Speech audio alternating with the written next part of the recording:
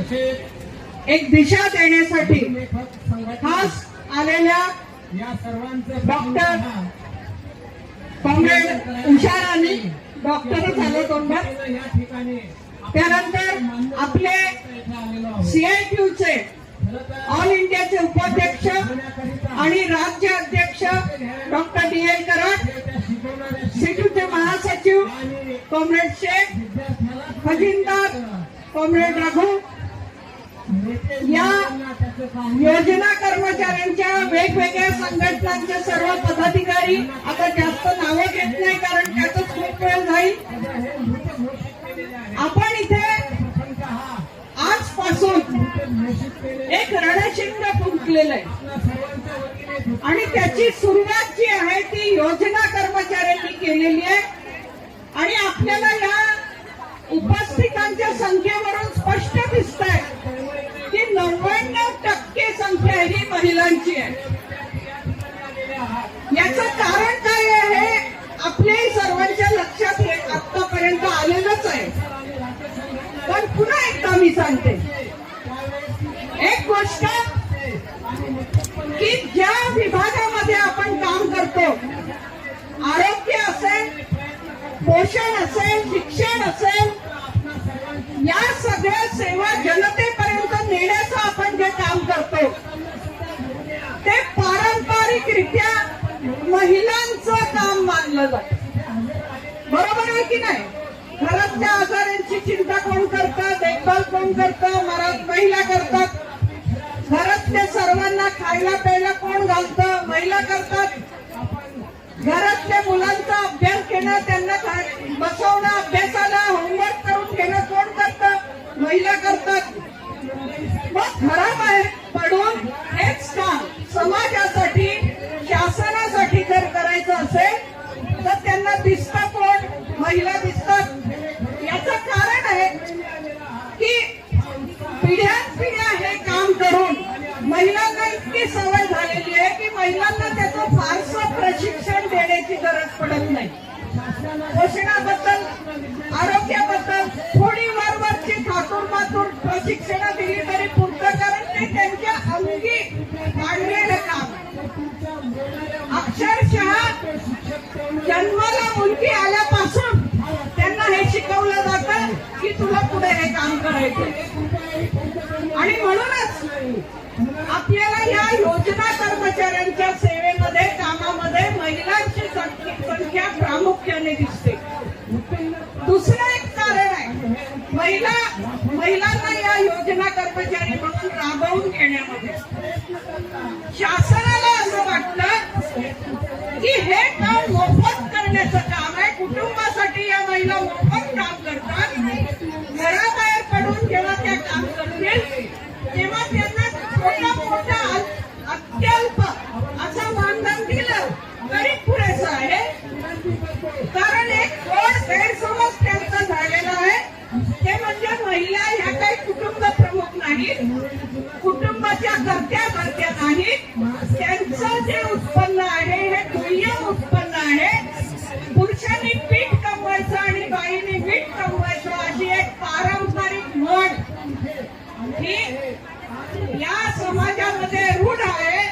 आणि त्याचा फायदा आपल्याला कामाला लावणारं, राबवून घेणारं सरकार सुद्धा याचा फायदा घेऊन अल्प मानधनावर आपल्याला राबवत आहे.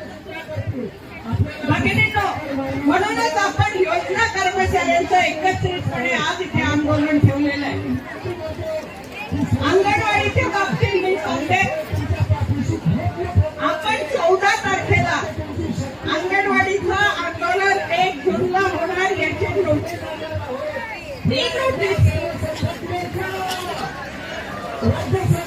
नोटीस दिल्यानंतर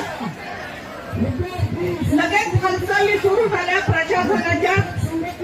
21 तारखेला आयुक्तांनी बैठक बोलावली आणि 29 तारखेला मंत्र्यांनी मीटिंग बोलवली.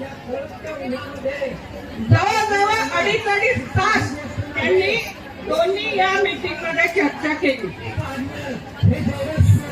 त्यांनी चर्चा केली पण प्रश्न सोडवले का? सोडवले नाही. किरकोळ काही प्रश्न सोडवले. किरकोळ कुठले प्रश्न? मानधन किमान वेतन देण्याचं त्यांनी मान्य केलं का? नाही. ग्रॅच्युटी देण्याचं लगेच मान्य केलं का? नाही. प्रॉव्हिडंट फंड देण्याचं मान्य केलं का? नाही. शासकीय कर्मचाऱ्यांचा दर्जा देण्याचं काम मान्य केलं का? नाही. हे सर्व त्यांनी मान्य केलं नाही. ते म्हणाले आम्ही विचार करू, विचाराधीन. मग त्यांनी मान्य तरी काय केलं? जे त्यांच्या गरजेचं आहे ते त्यांनी मान्य केलं. म्हणजे काय? तर ऑफलाईन काम चांगलं झालं पाहिजे म्हणून सर्व अंगणवाड्यांमध्ये वायफाय देण्याचं त्यांनी मान्य केलं. याचा फायदा अर्थातच आपल्याला होणार नाही असं नाही. या वायफायचा फायदा आपल्या कामासाठी जरूर होणार, पण ही गरज खरं म्हणजे पूर्वीच भागवायला पाहिजे होती. ते आता मान्य केलं या आंदोलनाच्या दबावामुळे. दुसरं, ग्रॅच्युटी बद्दल त्यांनी सांगितलं, आम्ही प्रस्ताव पाठवलाय. पेन्शन बद्दल सांगितलं, आम्ही प्रस्ताव पाठवलाय. त्यानंतर अजून एक त्यांनी गोष्ट मान्य केली की म्हणजे ऑनलाईन काम वाढल्यामुळे जर रजिस्टरची गरज नसेल तर हे प्रशासन जे 16 रजिस्टर ठेवायला लावतात ते कशासाठी? ही सगळी रजिस्टर कमी करावी. तर त्यांनी हे सांगितलं की फक्त 3 रजिस्टर ठेवले जातील या पुढच्या काळात आणि ती शासनाद्वारे पुरवली जातील. हे त्यांनी मान्य केलं. दुसरं त्यांनी मान्य केलं की ज्या मदतनीसांची सेविका म्हणून पदोन्नती झालेली आहे त्यांचं निवृत्तीचं वय हे नजर चुकीने 60 करण्यात आलेलं होतं ते परत 65 करण्याचं त्यांनी मान्य केलं. परंतु 30 एप्रिलला ज्यांना रिटायर ऑलरेडी केलेलं आहे त्यांची मात्र परत त्या पदावर नेमणूक होणार नाही हे त्यांनी सांगितलंय. त्यांच्यासाठी आपल्याला कोर्टात जावं लागणार आणि आपण कोर्टात जाण्याची तयारी सुरू केलेली. हा एक मुद्दा जो अर्धवट राहिलेला आहे. दुसरा, आहाराचा मुद्दा आपण प्रामुख्याने त्याच्यामध्ये घेतलेला आहे की आहाराचा दर गेले जवळजवळ 12 वर्ष हा 8 रुपयाचा राहिलेला आहे. आपण मागणी केलेली आहे तो तिप्पट वाढवावा आणि इंधनाचा दर हा 3 रुपये करावा.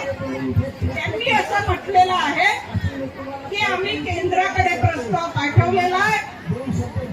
केंद्राच्या डायरेक्टरची बैठक नुकतीच पार पडलेली आहे. आपले सेक्रेटरी त्याला गेलेले होते आणि 15 रुपये दर होण्याची शक्यता आहे. शक्यता झालेला आहे, GR आहे असं नाही, शक्यता आहे. म्हणजे केवळ गाजर लटकवलेला आहे. हे सगळं बघितल्यावर आपल्या लक्षात येतं की लढल्याशिवाय आपल्याला काही मिळणार नाही. फार तर काय मिळतंय की तुम्ही स्टेशनरी द्यायलाच पाहिजे होती ती देणार, वायफाय द्यायलाच पाहिजे होतं ते देणार, पण जे मानधन नको वेतन हवे ही जी आपली मागणी होती ती पूर्ण झाली का? नाही झाली. प्रॉव्हिडंट फंड आपण कायद्याने आता पुणे विभागामध्ये मिळवलेला आहे, पण अजूनही त्याच्या विरोधात वरच्या कोर्टात लढण्यासाठी सरकार तयारी करतंय. म्हणजे आपल्याला थोडंफार काही मिळत असेल तर तो घास आपल्यापासून हिरावून कसा घ्यायचा याचं नियोजन सरकार करतंय. म्हणून या सरकारच्या विरोधामध्ये कायम आपल्याला लढण्याचाच पवित्रा घ्यावा लागेल. एक फक्त गोष्ट आहे की ते जेव्हा चर्चेसाठी बोलावतील तेव्हा आपण अवश्य चर्चा करू. त्यातनं 2-4 प्रश्न सोडवून घेता आले तर अवश्य सोडवून घेऊ. पण आपला मूळ प्रश्न हा तीव्र लढा केल्याशिवाय सुटणार नाही. तो मूळ प्रश्न सुटण्याच्या मार्गावर आपण कायदेशीर लढाई जिंकल्यामुळे 2 पावलं पुढे गेलेलो आहोत. आता अजून करता एक जोरदार टोला त्यांना हाणला तर सरकारी कर्मचाऱ्यांचा दर्जापासून कोणी थांबवू शकत नाही. आणि अंगणवाडी ही पायोनियर आहे. अंगणवाडीचं जे होईल ते उद्या आशांचं आणि शालेय पोषण कर्मचाऱ्यांचं अवश्य होणार. कारण हे समान काम आहे, एक समान आरोग्य, शिक्षण, पोषण याच्या सेवा जनतेपर्यंत पोहोचवणं. त्यामुळे अंगणवाडीला जो फायदा होईल कायदेशीरदृष्ट्या तो येत्या काळामध्ये आशांना आणि शालेय पोषण आहार कर्मचाऱ्यांना लागू करण्यासाठीचा लढा आपला बुलंद झाला पाहिजे. आणि योजना कर्मचाऱ्यांची एकजूट त्यासाठी खूप मजबूत केली पाहिजे. एवढंच या प्रसंगी आवाहन करते आणि रजा घेते. इन्किलाब जिंदाबाद.